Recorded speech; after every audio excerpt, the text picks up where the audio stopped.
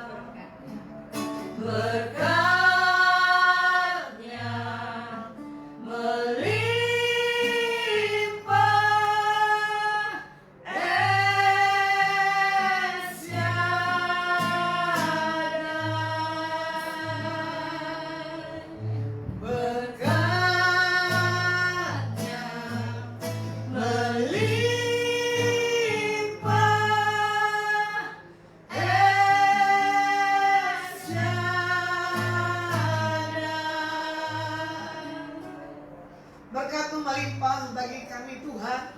Sebab Engkau El Shaddai, Engkau El Rohim, Engkau El Master Breakthrough, Engkau Tuhan di atas segala Tuhan. Sungguh kami bangga memiliki Tuhan seperti Engkau. Biar segala hal yang terbaik, biar segala hal perkataan, biar segala kehidupan kami mencerminkan setiap karakter yang daripada Engkau Tuhan. Karena Engkau yang memampukan, Engkau yang menyanggup kami sampai kami bisa melakukan segala yang Tuhan inginkan dalam setiap kehidupan kami. Biar Engkau mengurapi, memberkati persekutuan yang manis di hadapan Engkau. Di dalam nama Tuhan Yesus kami berdoa dan mengucap syukur Tuhan. Haleluya. Amin. Shalom, selamat sore.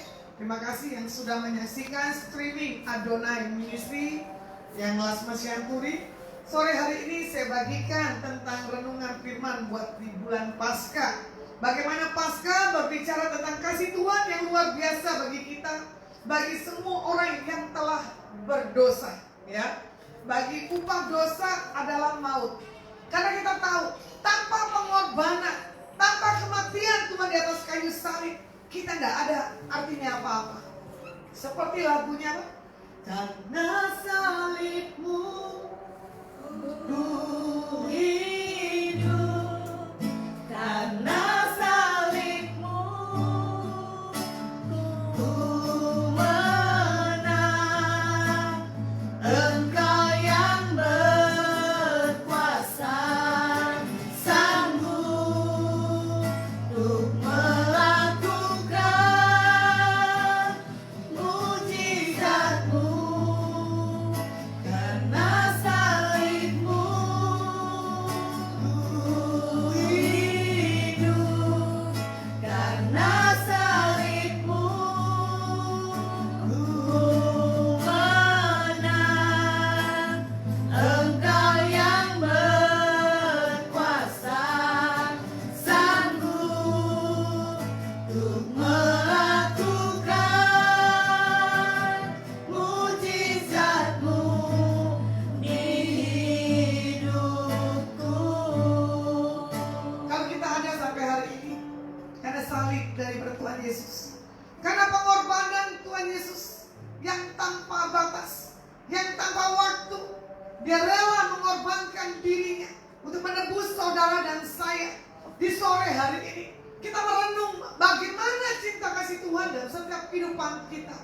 Terkadang Tuhan panggil kita, terkadang Tuhan mau pakai setiap apapun kehidupan kita. Terkadang kita tidak mengerti, terkadang kita tidak mau. Kenapa? Karena kan kita masih main-main dalam segala apapun setiap kehidupan kita. Kalau dilihat 1 Korintus 15 ayat 3 dan 4, firman Tuhan katakan apa? Sebab yang sangat penting telah kusampaikan kepadamu, yaitu apa yang telah kuterima sendiri, ialah bahwa Kristus telah mati karena dosa-dosa kita sesuai dengan kitab suci, bahwa Ia telah dikuburkan dan bahwa Ia telah dibangkitkan pada hari yang ketiga sesuai dengan kitab suci, bahwa Yesus dikuburkan, tapi tanpa ada kebangkitan, itu semuanya sia-sia. Jadi pada hari ketiga yang sesuai Alkitab Tuhan katakan, itu harus nyata ya dan amin. Seperti yang Tuhan nyatakan tadi waktu saya pelayanan tadi pagi bersama dengan dari GAB Sidoarjo Mahanaim, merayakan Paskah di gereja Isa Al-Masih di Desa Balindono, ya. Bagaimana saya melihat sukacita, kegembiraan di dalam Tuhan. Walaupun tadi tiba-tiba ada aparat pemerintah, kepolisian datang, sementara Ibu Gembala sedang menyampaikan isi hati Tuhan tentang apa? Teteleste sudah selesai, ya. Tanpa disengaja ada satu tanpa sengaja ada sesuatu hal ledakan. Saya pikir bom atau yang lainnya. Tapi Ibu Gembala tidak mendengar.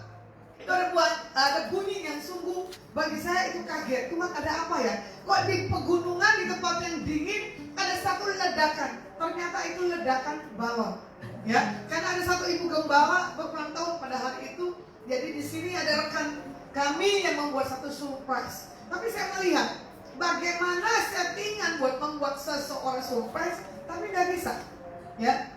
Saya bingung bagaimana ini surprise satu hal hadiah untuk disembunyikan dari orang yang berulang tahun ibu gembala. Ternyata baru saya ngomong ibu gembala yang berulang tahun ada di situ.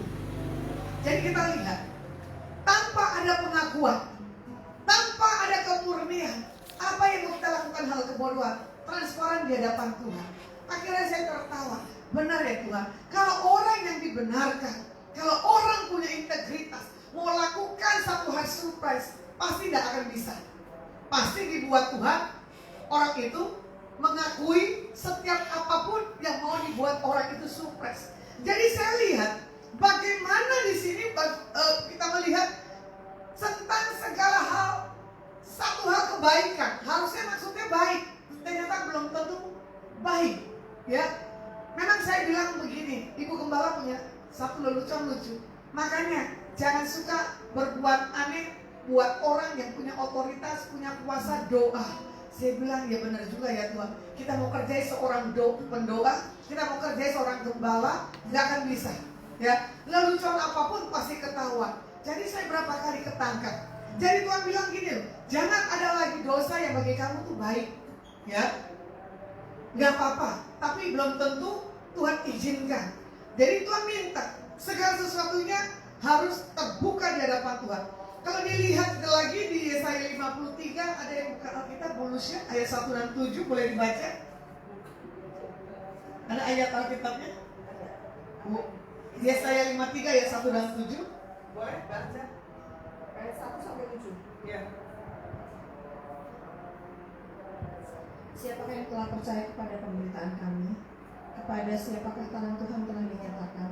Sebab ia tumbuh di hadapannya seperti tunas muda, seperti akar keluar dari tanah yang kering. Ia tidak memiliki bentuk ataupun kemuliaan, sehingga kita harus memandangnya ataupun memiliki keindahan, sehingga kita menginginkannya. Ia sangat dihina dan ditolak oleh manusia, orang yang penuh dengan kesengsaraan dan menderita kesakitan, seperti orang yang terhadapnya orang lain menutup muka mereka. Ia sangat direndahkan dan kita tidak menghargainya. Sesungguhnya penyakit kita lah yang ditanggungnya, kesengsaraan kita lah yang dipikulnya.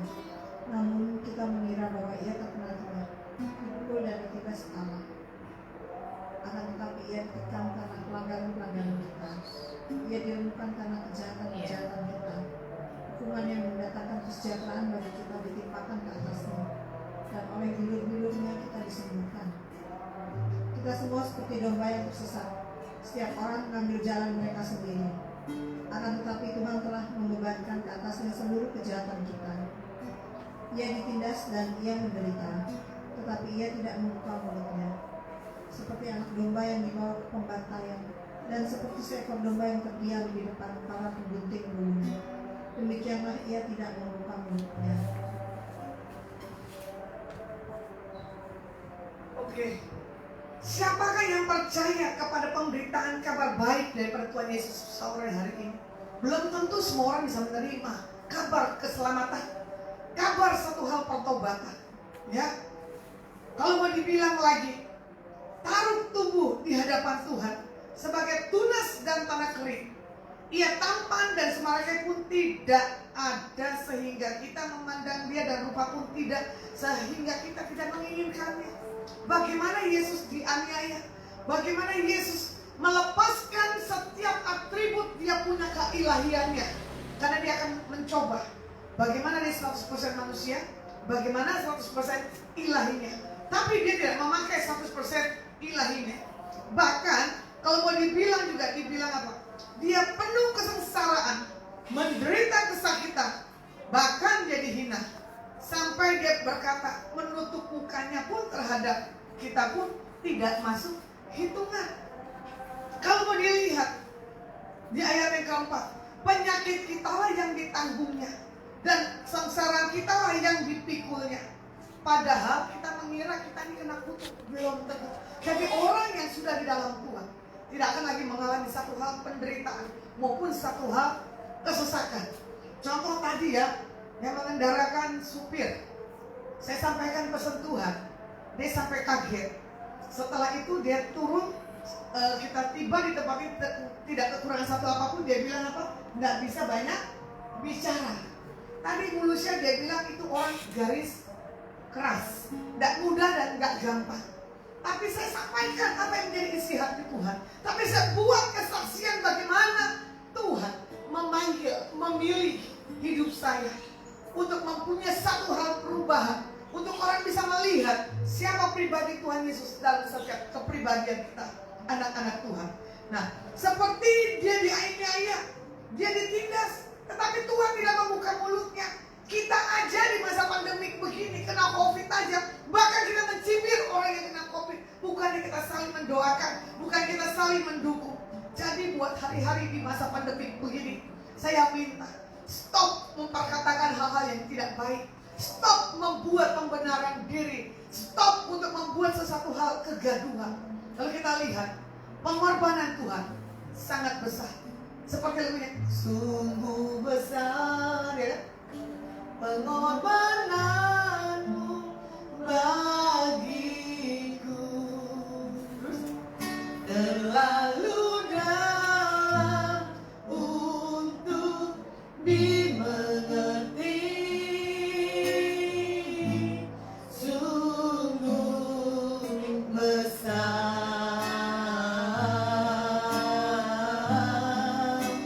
sungguh indah yang kau pikirkan tentangku. Ya, Tuhan Yesus merancang, Tuhan Yesus memikirkan kehidupan kita ada di bumi. Jangan sampai kita yang sudah mengenal Dia mengalami kepahitan, mengalami kesengsaraan, bahkan mengalami satu hal tekanan. Yesus saja memikirkan loh tentang diri kita. Kita belum tentu bisa memikirkan tentang Tuhan mengasihi pribadi kita apa enggak. Ya, contoh hal yang terkecil aja. Kita ada di Bromo Forest. Ya, ini tadi dengan tim. Saya buka story. Saya bilang begini, bagaimana keindahan tentang Bromo. Dia bilang nggak bisa ngomong.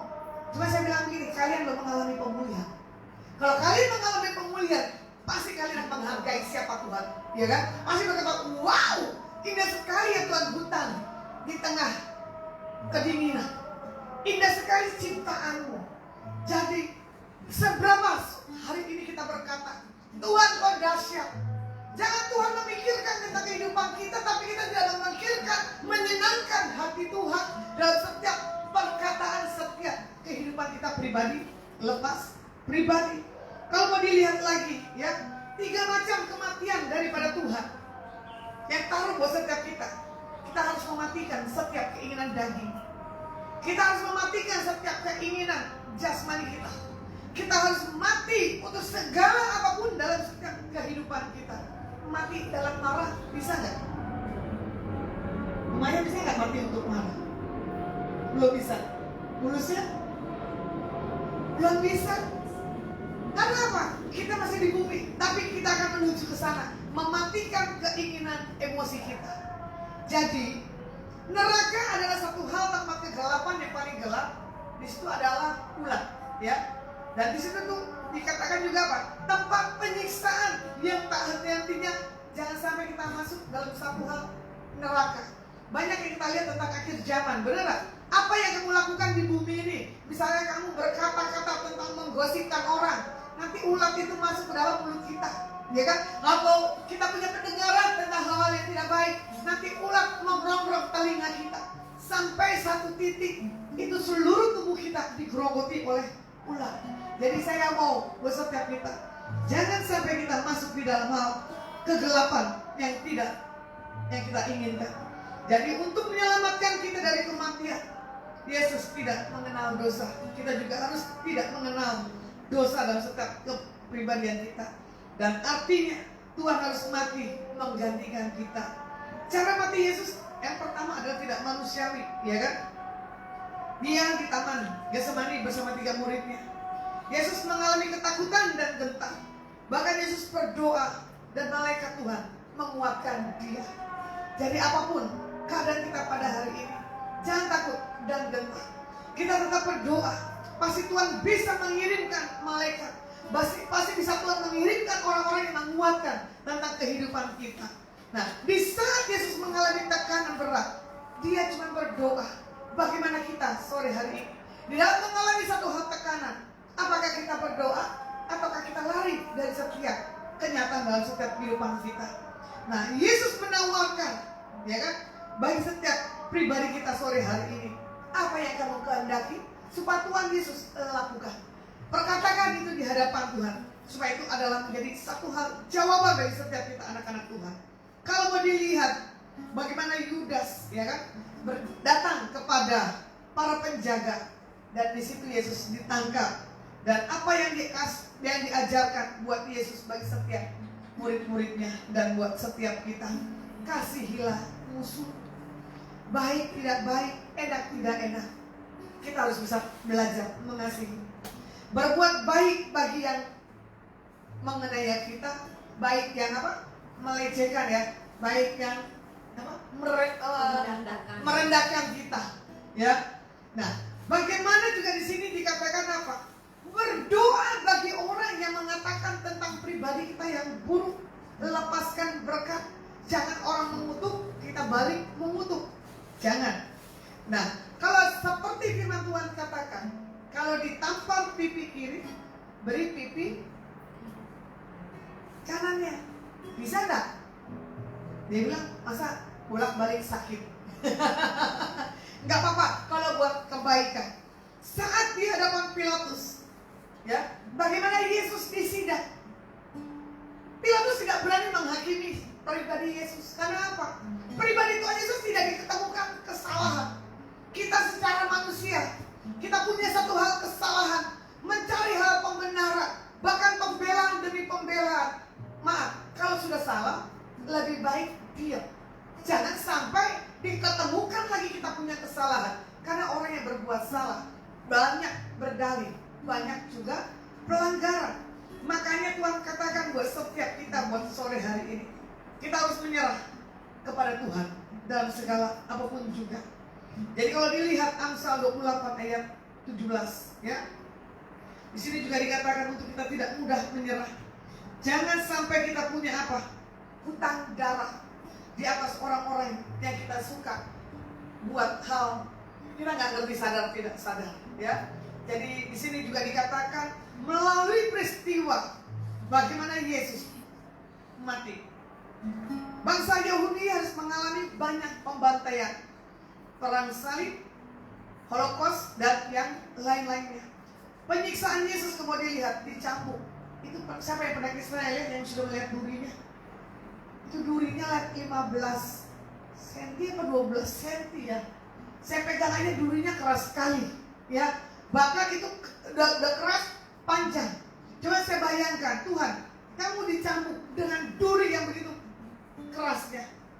Bagaimana udah dicambuk sampai duri itu nempel di daging kita, ditarik. Kalau kita mengalami seperti itu, bagaimana rasanya? Sanggup bunganya? Ya, bahkan dia menapak tilas perjalanannya, membawa beban. Nah juga di sini juga dikatakan apa? Kepalanya diberi mahkota duri. Saya tidak tahu seberapa beratnya mahkota duri yang harus Tuhan Yesus bawa. Ya, tangan dan kakinya dipaku, digantung di atas kayu salib. Kalau secara batin kita melihat, jangan sampai kita menghujat Tuhan Yesus. Saya katakan satu kali lagi, kalau sudah mengenal siapa Yesus, jangan kita mundur.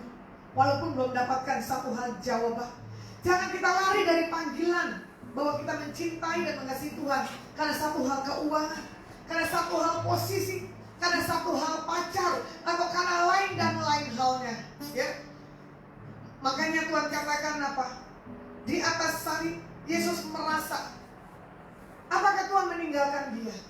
Tuhan Yesus tidak pernah menyangka di dalam hal penderitaannya, dan dia menanggung dan memisahkan dirinya dalam segala apapun juga.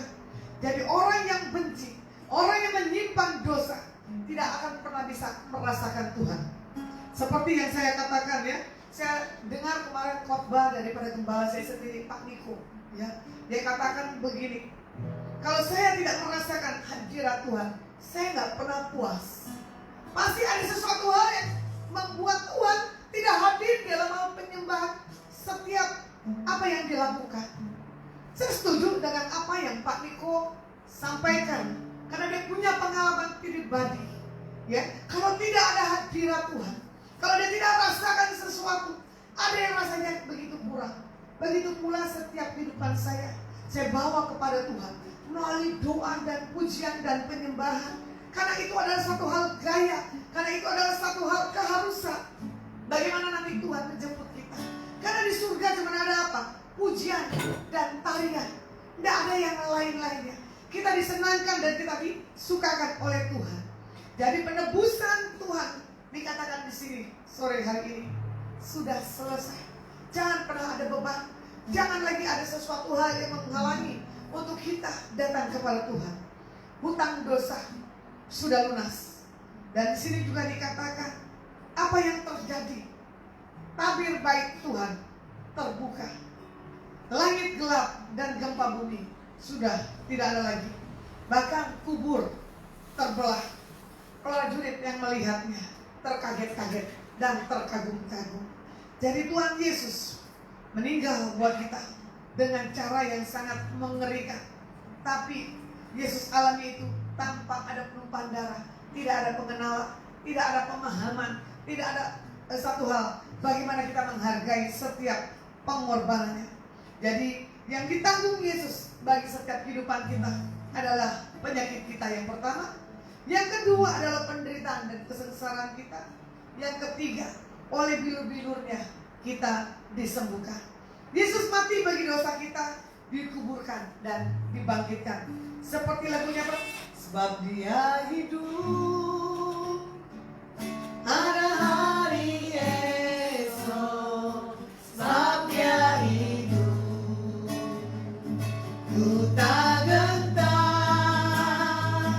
karena ku tahu Dia pegang hari esok. Hidup jadi berarti sebab Dia hidup. Katakan sekali lagi, sebab Dia hidup, ada hari esok. Sebab Dia hidup, ku tak gentar, karena ku tahu Dia pegang hari esok. Hidup jadi berarti sebab Dia hidup. Ya, sebab Yesus hidup, pegang hari esok kita. Jadi kita nggak tahu kapan kita diberkati, kapan kita dipanggil, kapan kita mengalami hal pemulihan area seutuhnya. Itu tergantung keputusan, keintiman kita kepada Tuhan. Tergantung keputusan Tuhan, waktu dan caranya. Jadi benar-benar Yesus bangkit dan hidup. Jika Yesus tidak bangkit, pemberitaan firman Alkitab itu adalah sia-sia. Ya, kepercayaan kita kepada Tuhan pasti tidak begitu kuat. Karena apa? Kita tidak merasakan kebangkitan, kita tidak merasakan kematiannya.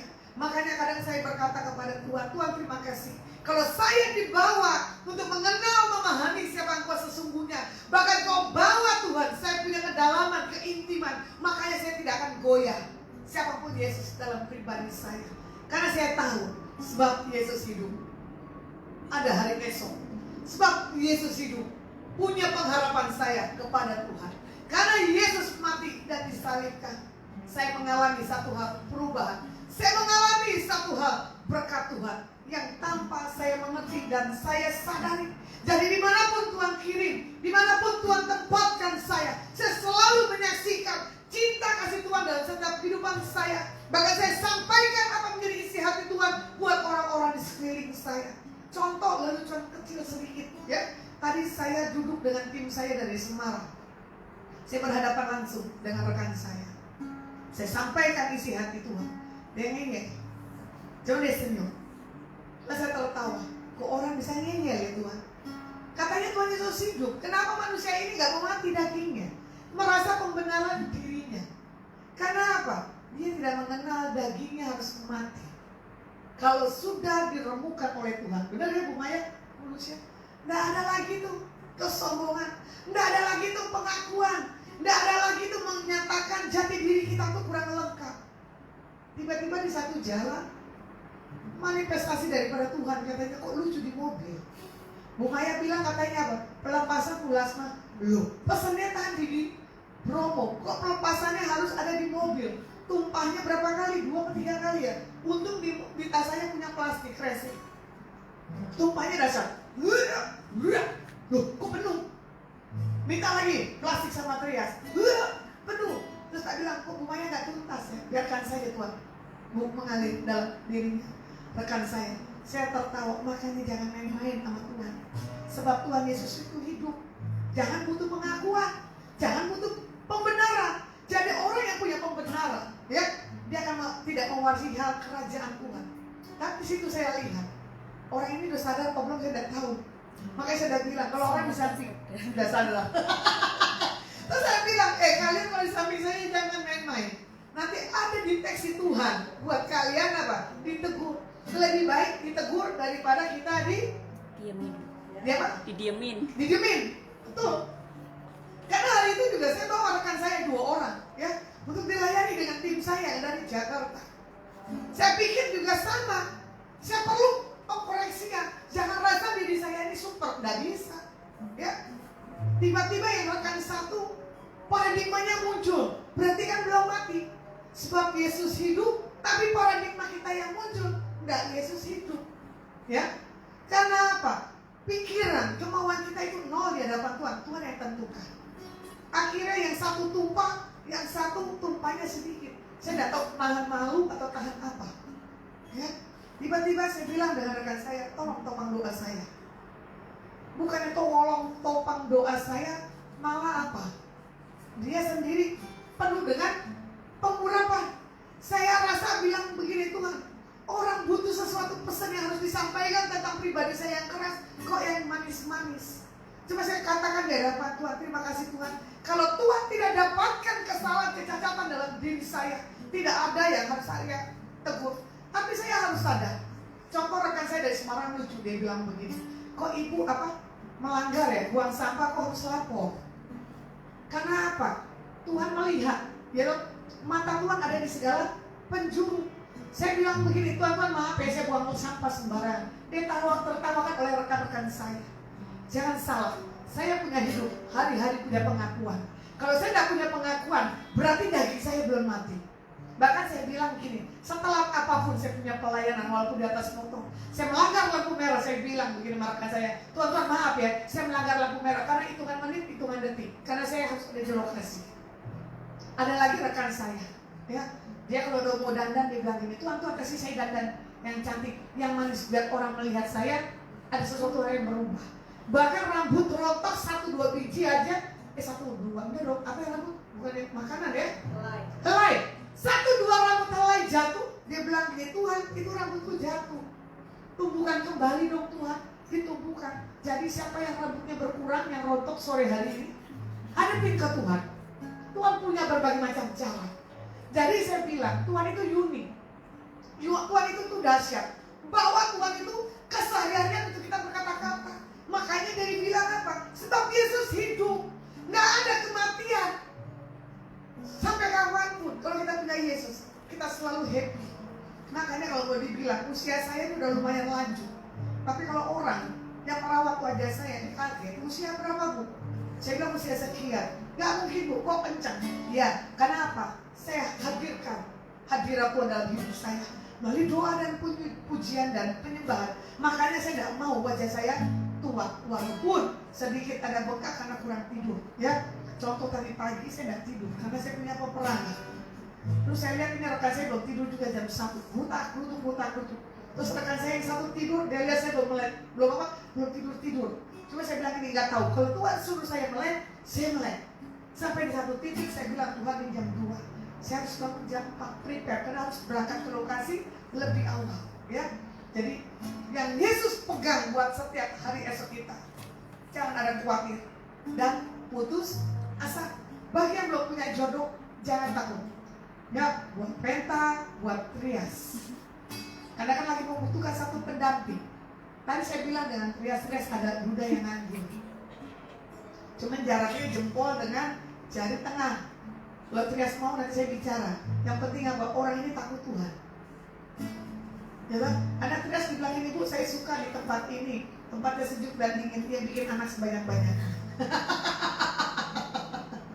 Ya, jadi yang saya tekankan buat hari ini, Yesus hidup. Mujizat yang dilakukan Yesus 2000 tahun yang lalu masih tetap berlaku hari ini sampai selama-lamanya. Kalau dilihat kesaksian Yesus waktu dia hidup, 5 orang buta melihat, orang lumpuh berjalan, orang kusta menjadi tahir, orang tuli mendengar, orang mati dibangkitkan, dan kepada orang miskin diberitakan kabar baik. Yang lemah dikuatkan, benar gak? Yang miskin diperkaya, yang buta diberikan berbuat dan jaya ajaib. ya, gitu kan. ya. Hosana, Yesus mati bagiku. Jadi Yesus sudah mati dalam setiap kehidupan kita. Jadi yang buta melihat, yang miskin diperkaya, yang lemah dikuat.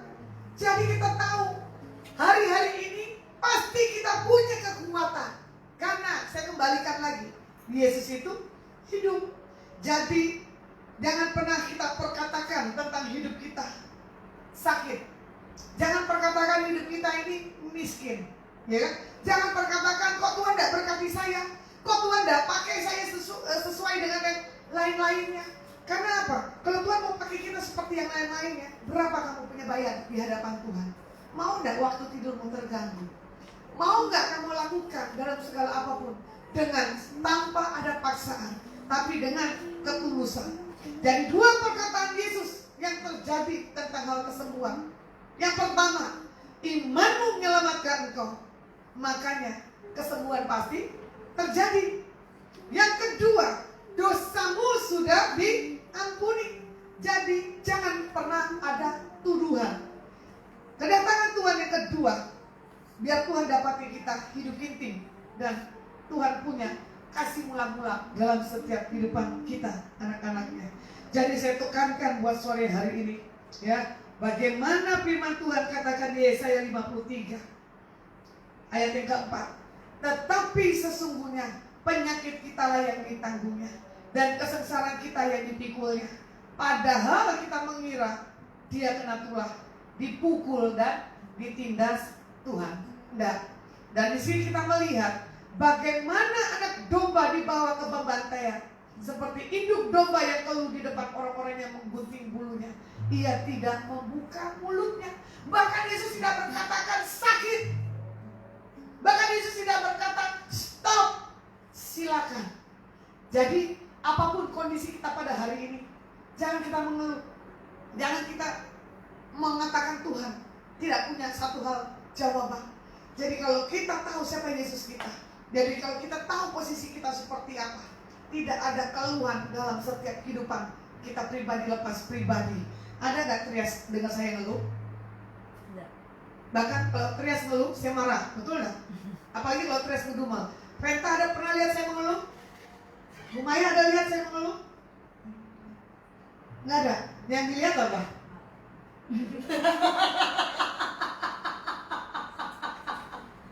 Bu Nusa bilang ada yang dilihat saya marah. Ya betul. Karena saya bilang sama mereka bertiga, ya, kalian masih ada kalau bisa dimarahin, berarti kalian perlu ada dikoreksi. Orang memarahin saya nggak bisa. Karena apa? Bukan yang nggak berani, tidak diketemukan kesalahannya. Ya, kalau saya salah, saya selalu sportif. Saya mengakui kesalahan saya. Ya, jadi orang kan bisa melihat multi talent yang Tuhan bawa, Tuhan kasih dalam hidup saya. Tidak diketemukan, ada kecacatan. Bahkan apa yang Tuhan taruh setiap talent, berkat, anugerah, tidak pernah saya buat hal yang sia-sia. Bahkan pada hari-hari ini, kalau mau dilihat, ya, kesaksian lucu sekali ya. Kemarin kita ada di kota Jogja, rame-rame. Saya baru dengar pengakuan dari seorang pemilik daripada kafe, karena di situ saya meniup sofa. Memang di situ Bu Maya lihat ada makhluk yang lewat. Saya juga mendapatkan tuh makhluk yang lewat. Saya cuma ambil sofa saya tiup. Ya, tiba-tiba ini orang Dia bilang, ini Bunda, doakan tempat ini. Iya. Terus lucunya apa? Setelah kita pulang begini, bilang dong, beliin tuh sofa, nanti saya mau tiup, biar setannya pada pergi semua. Ya kan? Coba saya bilang, jadi Yerusalem lagi tutup, jadi sementara nggak bisa beli sofa dulu. Gitu. nah, orang anak muda ini merasakan tiupan sofa yang saya tiup. Ya kan? Sampai saya bilang begini, sudah Bu, kalau dia mau tiup sofarnya beli aja. Memang mudah tiup sofarnya, memang mudah. Apa yang ditiup? Nggak mungkin. Karena apa yang ditiup, apa yang dinaikkan, itu tergantung otoritas Tuhan dalam pribadi kita. Kembali kita punya kedalaman, kembali kita punya otoritas. Karena kita sadar posisi kita siapa di hadapan Tuhan. Ya, jadi saya sambil tertawa. Terima kasih Tuhan kalau hidup saya dipakai menjadi sesuatu hal, orang itu mempunyai satu dampak perubahan. Tapi saya tahu, ya, bagaimana pengorbanan Tuhan Yesus di atas kayu salib. Bagaimana Tuhan bawa dan Tuhan pakai saya dalam keadaan slow, dalam keadaan tenang. Tapi Tuhan buat satu hal yang dahsyat. Bahkan ada satu rekan yang di Jogja, dia berkata begini, wah ibu santai sekali ya cara bicara dan cara penampilan. Karena malam itu saya pakai celana pendek ya. Karena apa? Waktu saya mau ke kota Jogja ya, tiba-tiba mobil saya terhalang karena itu roboh pohon. Saya bilang, Tuhan, masa terhalang saya mau berangkat mendoakan satu lokasi tempat. Tiba-tiba saya mau dorong itu dahan pohon yang tumbang gede sekali, berat.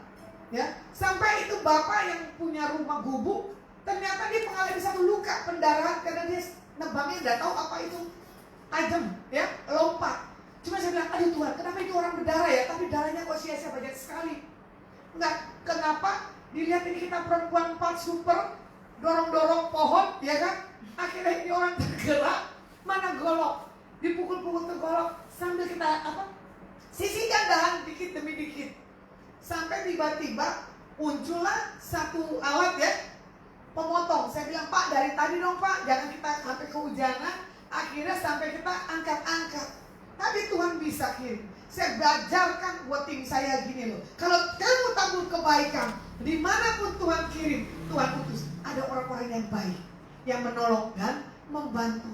Jadi ini orang-orang kaya ini melihat, ya, campur tangan Tuhan dari hal terkecil aja, Tuhan bela. Sampai saya bilang ini, berkati Trias.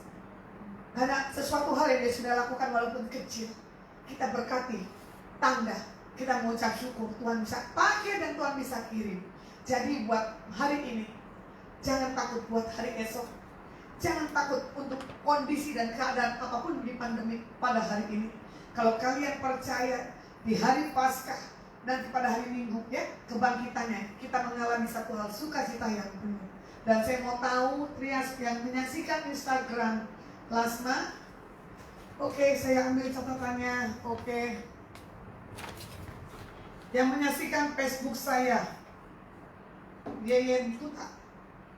Hah? Ini teman SMP saya kali ya. Ini Deliana, kakak saya. Ini Elizabeth Ayu dari kota Bali. Oilina Gaya Baru, saya nggak tahu ini dari mana. Lonina Baban, Nina Langkitan. Oke, ini satu komunitas dari Deni Timi. Ini Iyung Kul, ternyata baru saya tahu. Teman dari kakak saya tidak tahu kesaksian Ibu Iyung itu gimana kemarin waktu persentuhan disampaikan. Nah kebetulan di sini ada Ibu Lis Setiawati, ya, yang mana saya juga nggak ngerti, lupa. Nah di sini ada Cika Setia dan tim Mujiati. Sore hari ini, Tuhan katakan buat Ibu Iyung satu kali lagi, ini waktu dan keputusan yang tepat harus kau ambil, kata Tuhan. Karena ini titik penentuan bagaimana langkah hidupmu yang ke depan. Yang Tuhan mau buat engkau Ibu Iyung, kuatkan dan teguhkan hatimu. Jangan takut dan jangan bimbang. Karena dalam beberapa hari ini kau selalu mengalami satu hal tekanan dan satu hal yang tidak bisa kau lakukan dalam setiap kehidupanmu. Tuhan untuk minta kau tidak lagi menoleh ke belakang. Kau harus bisa melihat bahwa masa depan yang penuh pengharapan ada dalam setiap kehidupanmu. Janji Tuhan tidak pernah terlambat, janji Tuhan ya dan amin. Ini waktu dan saatnya Tuhan akan mempromosikan, Tuhan akan membawa kau naik ke level yang lebih tinggi lagi. Dan kau punya rasa kehausan dan lapar akan Tuhan lebih dan lebih lagi. Bahkan yang ingin kau lakukan pada bulan-bulan ini adalah bulan-bulan yang penuh dengan kasih. Lakukan di mana Tuhan akan gerakan hidupmu untuk berbagi kasih antara satu dengan yang lainnya. Keputusan yang kau ambil dalam 2 hari ke depan adalah keputusan yang daripada Tuhan. Biarlah berkat kasih anugerah, kebaikan kemurahan yang datang dari Bapa, Putra dan Roh Kudus, di dalam nama Yesus HaMasiah, engkau terima di sore hari ini. Di dalam nama Tuhan Yesus. Berkati Tuhan yang menyaksikan Facebook. Nama Tuhan dipermuliakan hari ini sampai selama-lamanya. Dan Tuhan, saya berdoa buat Grace 20-20-10. Oke, dari Jogja. Ini kemarin yang menyatakan, kok santai ya Bu? Saya bilang iya, saya hidup harus santai. Karena apa? Hidup jangan dibuat tegang. Supaya apa? Saya tetap awet muda. Walaupun usia saya sudah setengah abad, ya. Tapi saya percaya ada kekuatan Tuhan. Dan buat Kurniati Jenny, ya. Dan buat Rosi Imelda, nah ini dari kota Pasuruan, artis Korea, saya menyaksikan. Dia banyak belajar, dia banyak melihat. Tapi saya suka dengan Ibu Rosi, dia punya banyak multi talent. Jadi security itu kan parkir boleh juga, ya. Jadi perlengkapan boleh juga. Ini orang multi talent. Tadi Ibu Gembala bilang apa? Ada polwan, iya polwannya Tuhan, ya. Dari kota Pasuruan. Karena apa? Buat membuat satu hal perubahan, dampak dimanapun Tuhan pakai Ibu Rosi Imelda. Dari sini ada Clara. Ini Clara Twin Sister. Nah, ya toh. Terima kasih Bu Clara, nanti kalau Tuhan izinkan kita ketemu kita ngobrol. Oh, Doris ya. Ya, kembarannya Doris. Ini saya Pamos saya itu nggak tahu ya, siapa lupa. Nah, Ibu Pitik Cilik. Ini ibu paling cantik yang dari kota Semarang. Nabalia Mimi. Hah? Nah, ada adik saya di sini, Riris Paudo, ada Sri Ningsi Sujadi, ada Lina Silayan, rekan saya. Ya, di sini untuk Pamos Galuria. Tuhan katakan buat hidupmu, Pamos, jangan pernah bernego-nego di hadapan Tuhan. Jangan pernah lakukan apapun keputusan dalam keadaan kau tidak stabil dan engkau tidak menentu. Yang Tuhan ajarkan buat engkau sore hari ini, berbalik dan kembali kepada kasih yang mula-mula daripada Tuhan. Aku akan banyak belajar tentang hal kebenaran. Aku akan banyak dididik oleh Tuhan bagaimana kau akan memulai satu marketplace buat hari-harimu yang ke depan. Karena engkau berkata, Tuhan, kapan waktu dan saat untuk aku punya satu hal perubahan dan keajaiban. Ini waktu dan saatnya. Di tahun PLF ini, Tuhan akan membuat ada banyak hal perubahan. Melalui kesaksian hidupmu, melalui kenyataan dalam setiap perjalanan hidupmu, ada banyak yang Tuhan akan nyatakan kesaksian demi kesaksian. Berapa hari ini kau punya sesuatu hal roh penginjilan, bahkan kau mempunyai satu perkataan ilahi yang tanpa kau sadari kau banyak menguatkan orang-orang di sekelilingmu.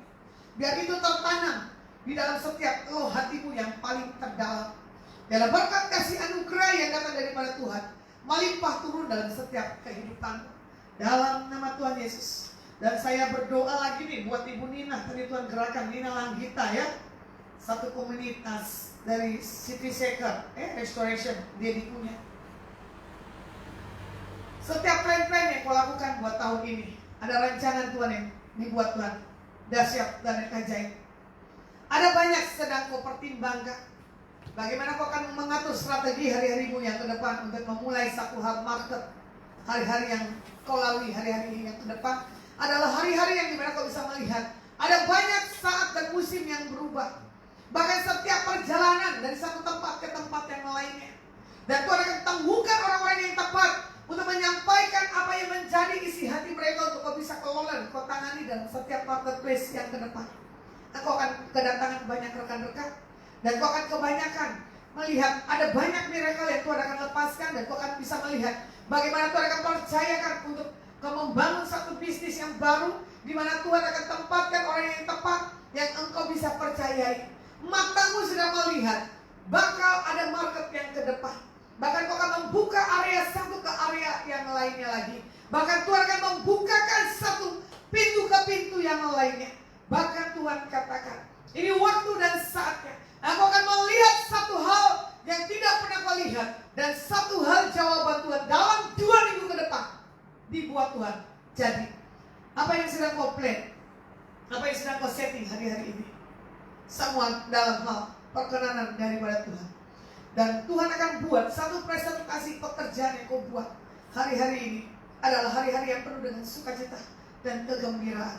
Dan Tuhan akan lihatkan orang-orang yang benar, orang-orang yang mempunyai satu integritas untuk ada di daerah sekeliling dalam setiap kehidupanmu.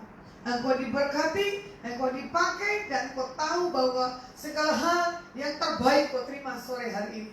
Setiap anggaran yang kau butuhkan buat market ke depan, Tuhan yang sudah siapkan. Biar berkat Abraham, Ishak, Yakub dalam nama Tuhan Yesus engkau terima dalam nama Tuhan Yesus. Tuhan terima kasih buat orang yang menyaksikan Instagram, buat yang menyaksikan Facebook, buat sore hari yang indah. Kami serahkan segala pergumulan setiap umat-umatmu. Kami serahkan seluruh apa yang menjadi kebutuhan dan keperluannya. Dan kami berdoa buat sore hari ini buat Pak Santo dari kota Semarang. Oleh kuasa bilu-bilu darah Tuhan Yesus, engkau dijamah dan engkau dipulihkan dan disembuhkan.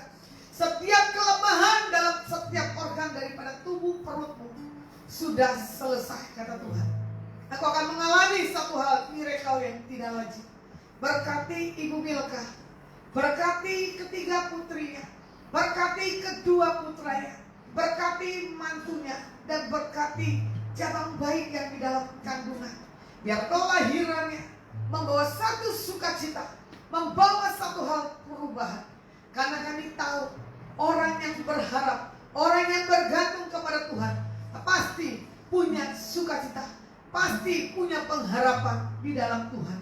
Terima kasih buat setiap hal kebaikan yang orang-orang yang menabur buat Adonai, buat orang-orang yang terkoneksi melalui pelayanan hamba-Mu Lasma Tuhan.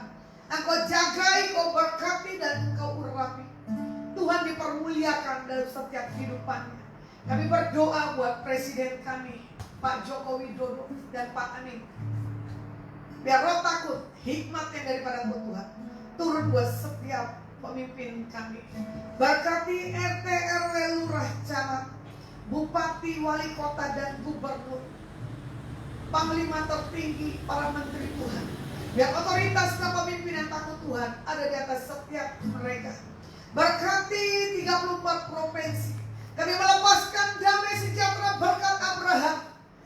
Shalom buat Indonesia. Segala hal berkat supranatural, segala damai, segala hal kelimpahan sudah terjadi hal yang dahsyat ajaib buat bangsa kami. Terima kasih buat Indonesia. Terima kasih buat setiap kebaikan kemurahan-Mu Tuhan. Kami adalah warga negara Indonesia. Kami membawa Indonesia bagi nama-Mu. Indonesia penuh kemuliaan, Indonesia penuh lawatan dan pertobatan. Dan kami akan lihat ini musim dan saatnya nama Tuhan Yesus didengar. Nama Tuhan Yesus banyak orang mengaku dan banyak orang menerima sebagai Tuhan dan Juru Selamat yang hidup. Ya biarlah kita mengangkat tangan kita dan mengakhiri ibadah kita sore hari ini. Pulanglah dan bawalah berkat Abraham, Ishak, Yakub di dalam nama Tuhan Yesus. Di dalam persekutuan yang manis dengan Tuhan. Apa yang kau buat, apa yang kau kerjakan buat hari-hari ke depan, dibuat Tuhan berhasil. Berkat Abraham, Ishak, Yakub di dalam nama Yesus Al-Masih engkau terima. Haleluya. Amin. Kiranya Engkau memberkati aku berlimpah-limpah dan memperluas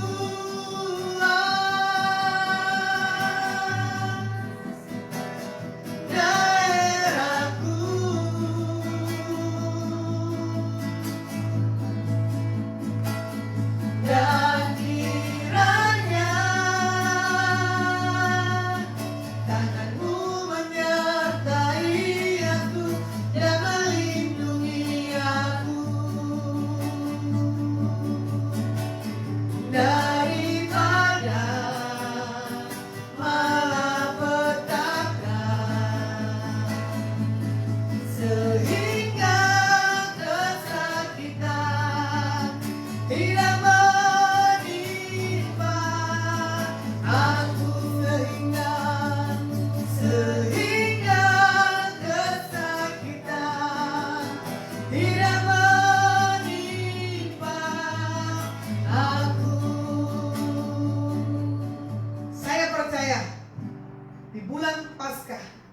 kematian dan kebangkitan esok pada hari Minggu.